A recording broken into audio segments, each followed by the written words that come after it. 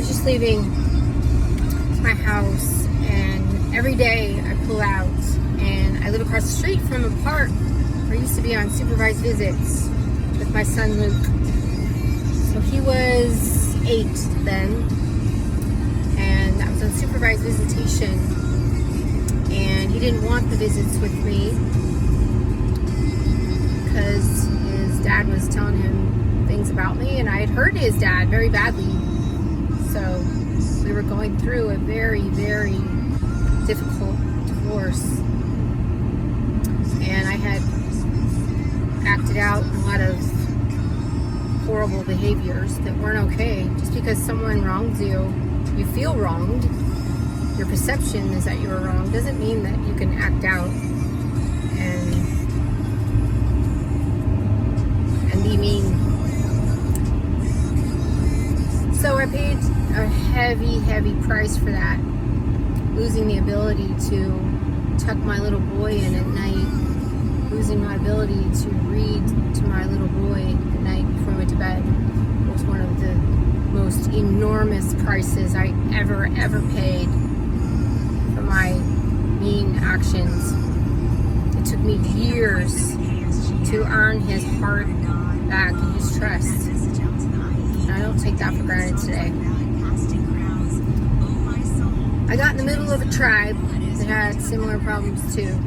Quit drinking and fixed my thinking and got around some positive people, and my life has turned around. It's 18 and a half years later. I've been sober, and I still have problems. However, we're always growing. You're never all-knowing, you know, but I have grown leaps and bounds, and I know the pain of losing everything and feeling like you're going insane. So, sober is the only way to be. However, just putting the plug in the jug is not enough. There's this saying that's used too much, you know, if you get sober up a horse thief, you still have a horse thief. If you sober up an overweight, fat, lazy person, you still have a sober, fat, lazy person. So, over these years,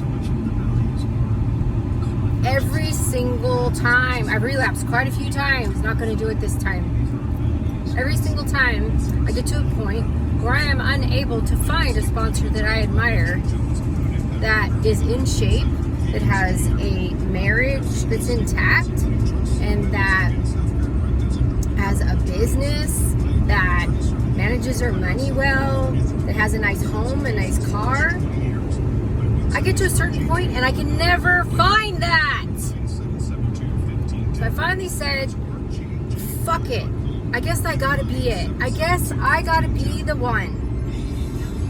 Because all the rest of you bitches are so fucked up. Being sober doesn't mean that we get to be fat, lazy, and shot out in all other areas of our life.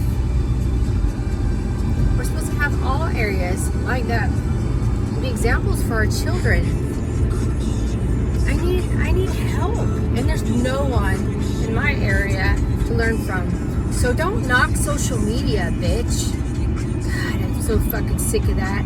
It's because of your fat ass. You think you fucking know everything, but you aren't giving me anything to admire. I don't admire somebody who can't even control the amount of food that goes in your mouth.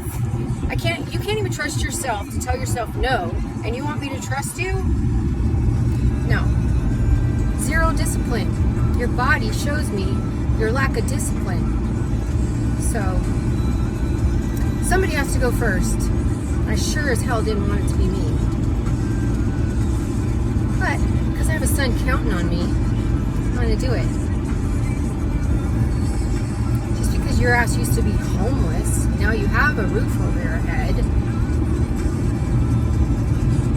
You know, being like overweight and having to go to a job you hate every day, and think you read all these books and you think you're all smart. Well, you're not. So, stop judging people. Stop criticizing co-sign to some people and work on you. You have no room to criticize until you've conquered all areas.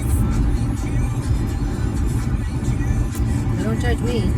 If your shit's not in line, get in line and DM me for coaching.